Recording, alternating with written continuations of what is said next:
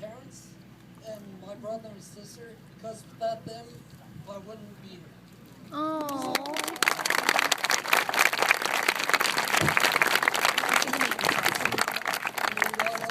So everything started in 2002, a little over a decade ago. So what happened was on my birthday, my 11th birthday, my brother and sister and I all came down with a stomach flu, and 2 weeks went by and they got better and I did not, and we didn't know why. I was constantly getting sick, and so then it was like a couple weeks, no, it was like 2 weeks, and we were like, what's wrong? So we went to the doctor. All the doctors were, for 6 months, a lot of doctors were misdiagnosing it as a stomach virus, and so they're sending me to get on special diets and just like pills and stuff that didn't even work. It just annoyed me. So then, and I still am an avid baseball lover. I used to be awesome at playing baseball. No joke, like I was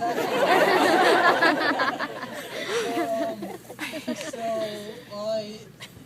So in the middle of the games and in the middle of practices, I didn't want my friends seeing me puke or get sick, and I just wanted to keep that hidden. Besides my parents, no one knew what was happening.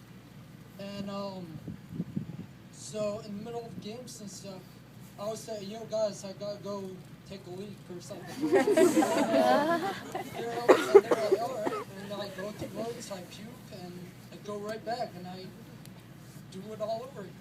But then so 6 months of misdiagnosis, which kind of sucked. But then one day my doctor was like, "Oh, let's get an MRI of your stomach." And thank God, my dad, he said, "Nope, let's get an image of his brain also." So I got an MRI. They did the whole scan and everything. And before we even knew anything, I walk out of the MRI. Me and my dad are walking down the hall to the car, and I'm like, "Dad, I think I'm going to faint." And right there, I fainted. And I've never done that before, so it was just really weird. And then, at that moment, my life came crashing down. Because my dad, before my mom or brother or sister even knew anything, my dad was talking to the doctor, and the doctor's like, "Jim, your son," that is Jim. So the doctor's like, "Jim, your son has a brain tumor." And my dad was in disbelief, as anyone would be. And it's like, "No, not my kid. My kid, no, that's not happening." And sadly enough, it did happen. And I don't remember anything because I fainted. So I woke up in the emergency room in Danbury Hospital, and my gastroenterologist, who was misdiagnosing me for 6 months, was crying so much because he was mad at himself. He was just mad that he didn't see the signs or anything, because getting sick for all that time is a classic sign of a brain tumor. And not luckily, but since the doctor felt all this guilt of misdiagnosing me, he got me into the surgery room not even 2 weeks later. And it would have taken a lot longer, but it was only 2 weeks. And surgery went fine, everything. I would have came out perfectly fine. But of course, 2 days later, that, I was fine. I played N64 with my friends in the hospital, and but then 2 days later, I wake up and my whole left side is paralyzed. I couldn't move. I couldn't do a single twitch. I couldn't do anything, and I also I couldn't talk. I'd use one of those old Magna doodles and sketch my what I was talking about. And the only things that you could understand were "I love you, Daddy" and chocolate milk. It's okay. But yeah, It's okay. it was weird that like chocolate milk. But, so surgery was fine, but then I got paralyzed. I couldn't do anything, and my physical therapist in the hospital and everyone that was supposed to be helping me, like they helped, but they weren't doing enough. So luckily, my dad, probably, no joke, probably the smartest guy on earth. My dad is like, he would just make sure to arm wrestle with me. We would do thumb wars, and he would make sure to walk me around the hospital room. I was in the hospital for 6 weeks, and for that 6 weeks, my mom and dad both would, separately, but would both stay up at the hospital, which was in New York, with me every night. They would make sure I was never alone, which honestly is probably one of the biggest things that helped me, because they were saying I should go somewhere that takes you away from parents, takes you away from family, and that would honestly probably have killed me. But luckily, my parents, my family all supported me, all came up to the hospital, and I recouped everything,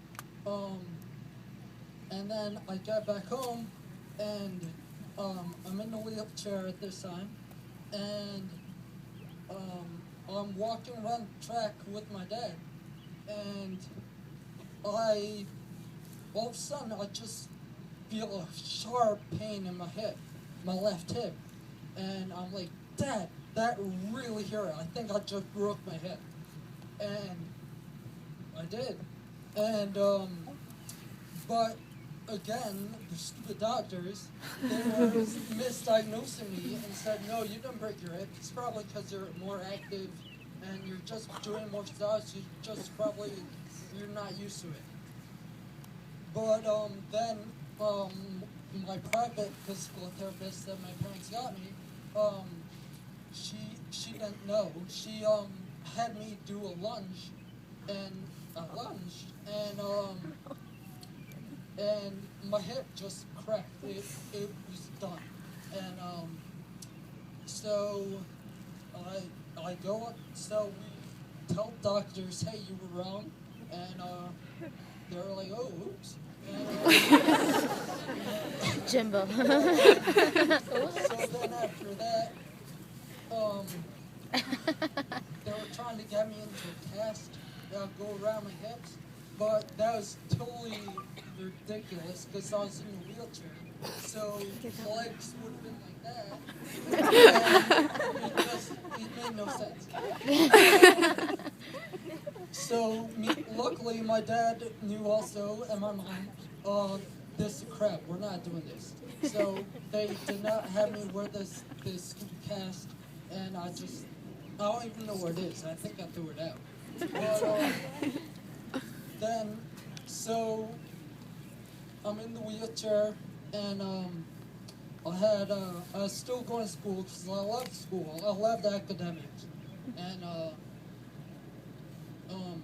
I had a school aide that would help me get from class to class and like carry my books and stuff. But she would always get me to class like 10 minutes late and like 10 minutes and leave like 10 minutes early. And I did not like that at all. So I said, nope, not doing this anymore.